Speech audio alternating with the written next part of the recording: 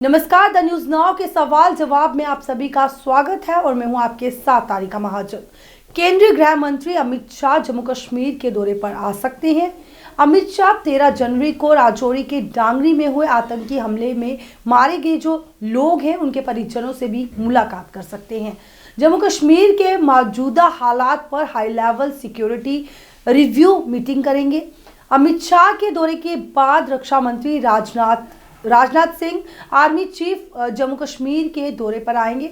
इस दौरान वे सीमावर्ती क्षेत्र पुंछ राजौरी का दौरा भी करेंगे और साथ ही साथ एलओसी का भी दौरा करेंगे।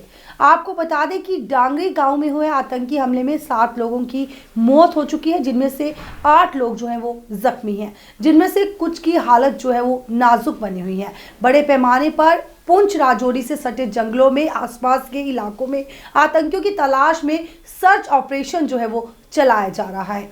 वहीं दूसरी तरफ बात करें तो विलेज डिफेंस कमेटी यानी वीडीसी को भी एक बार सक्रिय करने की प्रक्रिया जो है वो शुरू हो चुकी है। सीआरपीएफ की 8 कंपनियां जो है वो राजौरी पहुंची है और जो हाईवे पर नाके लगा रही हैं और साथ ही साथ उन्हीं के साथ जो है वीडीसी को भी जो ट्रेनिंग वो दी जा रही है। वहीं इसी के चलते फोन लाइन के माध्यम से हम जुड़ चुके हैं भाजपा के वरिष्ठ नेता चंद्र मोहन शर्मा के साथ और उनसे हम इस बारे में जो है वो बातचीत करेंगे और वो भी अपनी जो प्रतिक्रिया होंगी, इन सवालों का जो जवाब है वो हमें देंगे।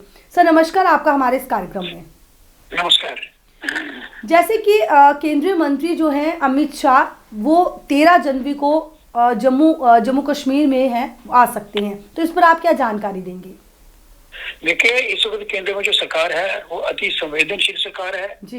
ये जो राजौरी की घटना है ये हर प्रकार की घटना है और इससे जैसे वो उन्होंने आइडेंटिटी कार्ड, आधार कार्ड देख के और टारगेट किलिंग की है हिंदुओं की, ये एक प्रकार से नई ये जैसे अर्ली 19 में जैसे स्टार्ट हुआ था विशेष कम्युनिटी के ऊपर अटैक करने का, वैसा ही सिलसिला बना है। तो सरकार ने, केंद्र सरकार ने जैसा उम्मीद थी बड़ा सीरियसली इसको लिया है और खाली अमित शाह जी नहीं, इसके बाद सेना के जो अधिकारी हैं वो भी आएंगे, हमारे रक्षा मंत्री भी आएंगे, रक्षा मंत्री पहले राजनाथ सिंह जी भी आने वाले हैं। और जैसा मेरी सूचना है, अभी पिछले दिनों जो दिल्ली में एक विशेष बैठक हुई है इस सिलसिले में, सरकार ने कश्मीर के अंदर तो काफी अच्छा काम किया है मिलिटेंसी के खिलाफ, लेकिन यहाँ पर जो फिर से सिर उठाने की बात आई है, इसको भी सख्ती से दबाने का एक निर्णय केंद्र में हो चुका है और वो हर वो कदम उठाएंगे जिससे मिलिटेंसी को बिल्कुल समाप्त किया जाए। यहाँ पे मिलिटेंसी को सपोर्ट करने वाले कुछ लोग थे, उनको भी घेरे में लिया जा रहा है, मतलब जो उनको हेल्पिंग हैंड देते हैं तो उनको भी घेरे में लिया जा रहा है, उनका भी निशानदेही की जा रही है। तो मुझे लगता है कि एक बार सिरे से जब काम शुरू होगा कि मिलिटेंट्स और उनके जो हमदर्द यहाँ बैठे हैं उनके खिलाफ कार्रवाई होगी तो बड़ा अच्छा इफेक्ट होगा। कुछ शरारती तत्व है जिन्होंने पुंछ में हिंदुओं के घरों पर पत्थर फेंकते हैं ये पार्ट ऑफ द गेम है, डर्टी गेम है और सरकार बड़ा सीरियसली इसको ले रही है।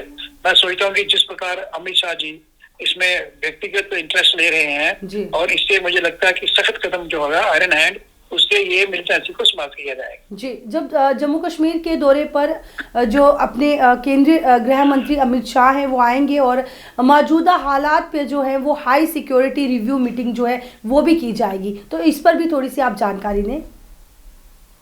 देखिए, ये मौजूदा गृह मंत्री जो है ये बड़ा फूक का कदम रखने वाले हैं और जब उनके दिमाग में ये है कि इस समस्या को कुछ समाप्त करना है, सिरे से समाप्त करना है, तो फिर वो हर एक को नहीं लेना चाहेंगे। सीनियर ऑफिसर तो दिल्ली में इनको मिले हैं, लेकिन जो डीलिंग हैंड है, नीचे के ऑफिसर हैं, वे उनसे फर्स्ट हैंड इन्फॉर्मेशन लेना चाहते हैं। He want to listen from the horse's mouth, problem क्या है, कहाँ से आ रही है, क्योंकि अल्टीमेटली जो प्लान बनना है वो होम मिनिस्ट्री में ही बनना है और उनकी योजना से बनना है। तो पूरा जायजा लेके हर तरफ से, हर एंगल से वो चीज को देखना चाहते हैं, इसीलिए वो पर्सनली आ रहे हैं। हालांकि त्योहार के दिन है, फिर वो समय निकाल के आएंगे और यहाँ का स्टडी करेंगे यहाँ जी। अगर हम बात करें राजौरी के डांगरी गांव में, तो जो आतंकी हमले में जो लोग मारे गए थे उस दौरान, तो उनके जो परिजन हैं उनसे भी जो गृह मंत्री अमित शाह है वो मुलाकात करेंगे, तो इसके बारे में उनको लगे कि देश पूरा उनके साथ है, केंद्र सरकार उनके साथ है।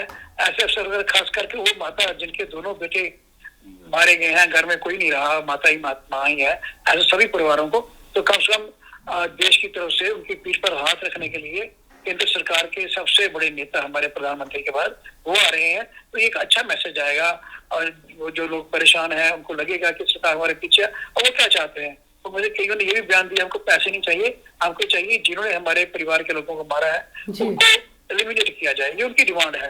तो कम से कम उनको ये राहत मिलेगी कि सरकार सीरियसली इस बात को ले रही है। जी, हम आपको बताते चले, जैसे कि हमने आपको पहले बताया कि जो राजौरी के डांगरी गांव में आतंकी हमला हुआ था जिसपे 7 लोग जो थे वो मारे गए थे और उसमें 8 लोग जो हैं वो जख्मी हैं और उन जो जख्मी लोगों की हालत जो है वो भी अभी काफ़ी गंभीर है। हम आपको बताते चले कि जो बड़े पैमाने से पुंछ राजौरी से सटे जंगलों में आसपास के जो इलाके हैं वहाँ पर आतंकियों की तलाश के लिए जो है कई तलाशी अभियान जो है वो चलाए जा रहे, कई सर्च ऑपरेशन चलाए जा रहे हैं। तो सर इस पर आप क्या जानकारी देंगे?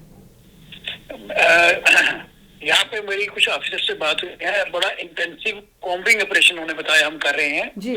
तलाशी कर रहे हैं घर घर की, और जंगलों में भी जाएंगे जहाँ पे जंगलों में छुपते हैं ये लोग, और उसके बाद उनको राशन जो है वो लोगों के घरों से जाता है, ये सारा वो ट्रेस कर रहे हैं। और मुझे लगता है कि वो कोई कसर नहीं छोड़ेंगे और पूरी तरह उनको ढूंढ के और इनको एलिमिनेट करेंगे जी।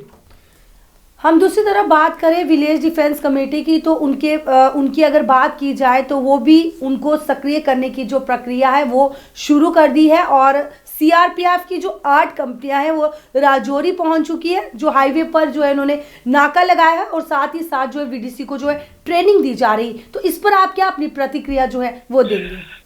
देखिए, अगर हम मिलिटेंसी को स्टडी करें, जब पंजाब में मिलिटेंसी थी तब भी विलेज डिफेंस कमेटी के टाइप ही कोई वहाँ एक मैकेनिज्म खड़ा किया गया था और बड़ा इफेक्टिव रहा। और उसके बाद जब डोडा के अंदर मिलिटेंसी स्टार्ट हुई तो विलेज डिफेंस कमेटी जो हमारे लेट हमारे नेता प्रोफेसर श्यामलाल गुप्ता जी का आइडिया था, एक्स सर्विसमैन को शस्त्र दिए जाए, वो ट्रेन तो आगे ही होते हैं, वही लोग मुकाबला कर सकते हैं।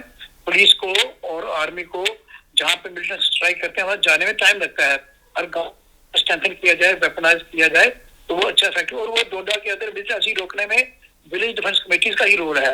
उसके बाद जब सरकारें बदली तो उसके बाद वीडीसी को कमजोर किया गया, वेपन वापस लिए गए। अब ये महसूस हुआ है कि वीडीसी के बगैर काम नहीं चलेगा, जो हम पहले से कह रहे थे।